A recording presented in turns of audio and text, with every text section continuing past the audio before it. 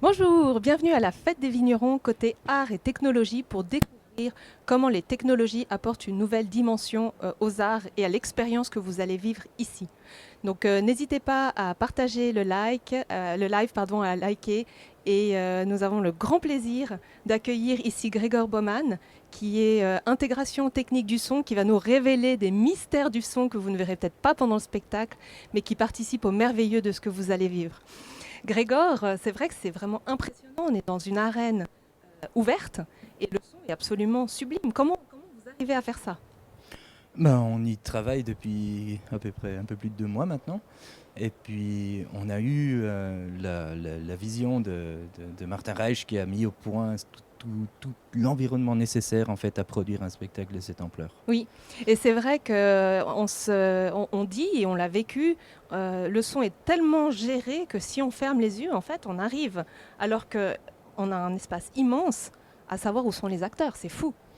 Ben, disons qu'on y a travaillé de manière assez pendant un certain temps, c'est à peu près 1 année et demie, Oui. 2 ans de mise au point, pour arriver en fait à appliquer ce concept justement que chaque spectateur puisse situer la provenance du son, Mhm. du fait qu'on ait 5 scènes en fait, qui sont en route pendant le spectacle.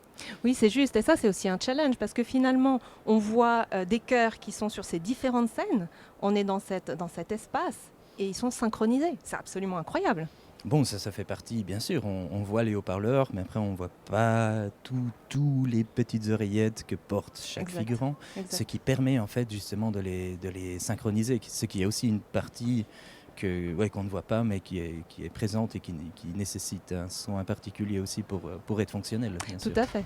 Et qui est très impressionnante puisque ça vous permet d'avoir ces différents chœurs, mais d'avoir un son qui est homogène par rapport à leur positionnement et par rapport à la synchronisation de toute cette musique. Oui, c'est là que se passe justement tout le travail de mise au point, c'est-à-dire de lisser et relisser et relisser et retravailler les choses afin d'obtenir la patte sonore et le fait que les choses se mettent ensemble, la glu en quelque sorte Ouais, c'est dans le juste. son. Ouais, ouais, Et ouais. vous me disiez qu'en fait, vous avez beaucoup de travail maintenant, finalement, pour préparer le spectacle. Vous avez aussi beaucoup de travail pendant le spectacle.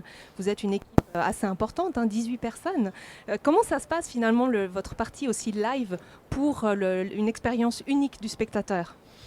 Bon, disons que live, après, c'est toujours suivre, voir entre ce qui a été en quelque sorte encodé. Donc, Mhm. c'est-à-dire qu'à chaque passage de répétition, on enregistre certains paramètres et on modifie certains paramètres. Mhm. Et après, l'aspect live, c'est de voir en quelque sorte tout ce qui va sortir en fonction de paramètres autres que techniques, c'est-à-dire Oui, la façon de chanter des chœurs, leur fatigue, la chaux, le fait qu'ils chantent plus fort, moins fort, tout à fait. ou ça. Et puis, c'est sur ça qu'on doit être en mesure de réagir, bien Oui, tout sûr. à fait. Et ça, c'est vraiment ce que vous vivez vous-même avec les spectateurs du spectacle.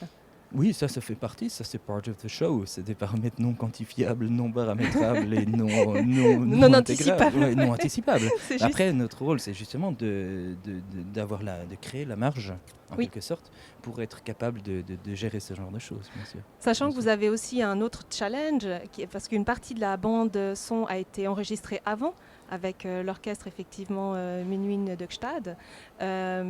Comment vous intégrez finalement cette partie qui a été préenregistrée et puis finalement les instruments qui vont être là le jour même, qui vont jouer live et autres? Comment ça se passe? Bon, on a dû enregistrer l'orchestre parce qu'il n'était physiquement pas possible de faire bouger un orchestre en fonction. Tout Un à fait. symphonique, faire bouger un symphonique, c'est très très simple évidemment. Et puis le faire se balader sur 5 scènes différentes n'était pas possible. Donc c'est de là l'idée de le préenregistrer. Oui, Et il est partie du show à même titre que le big band, l'harmonie et toutes ces choses-là. Et le but, c'est d'essayer d'avoir la même patte, en fait, toujours d'essayer oui, d'aller vers l'unité. oui, par Et rapport à la... autant au niveau des bandes son préenregistrées, Oui, qui est un symphonique avec des dynamiques énormes, oui. que les autres Tout parties à fait. musicales, bien sûr. Sachant que vous me partagez aussi que finalement, le côté enregistré, vous avez toutes les pistes, donc vous pouvez vraiment retravailler presque en fonction du direct, en fonction de ce qui se passe, toutes ces pistes de l'orchestre symphonique. Oui, C'est avec une certaine relativité, évidemment. Évidemment, ce qui a été joué est joué, mais après, on peut affiner en quelque sorte pour justement la gestion de la dynamique, parce que la gestion d'un orchestre qui a été faite avec des micros relativement proches, Mhm. après peut paraître en certains cas artificiel, en Mhm. quelque sorte, Mhm. sur des gros systèmes de diffusion destinés à pousser du son sur 130 mètres. Oui. Donc là, il y a tout un travail assez fin d'editing et de remix aussi, Mhm. et autant pour ce que vont entendre les gens, mais autant pour ce qu'entendent les acteurs figurants et les différents musiciens, Mhm. bien sûr, bien sûr. Et vraiment bravo à toute votre équipe parce que le son est absolument sublime. J'adore tout ce qui est musique classique, son et autres. Et vraiment l'expérience qu'on a son, que l'on va avoir au spectacle est absolument incroyable. Donc n'hésitez pas vraiment à découvrir le spectacle aussi sous cet angle. Et puis bravo à toute l'équipe Merci de beaucoup. Grégor Merci. et Martin.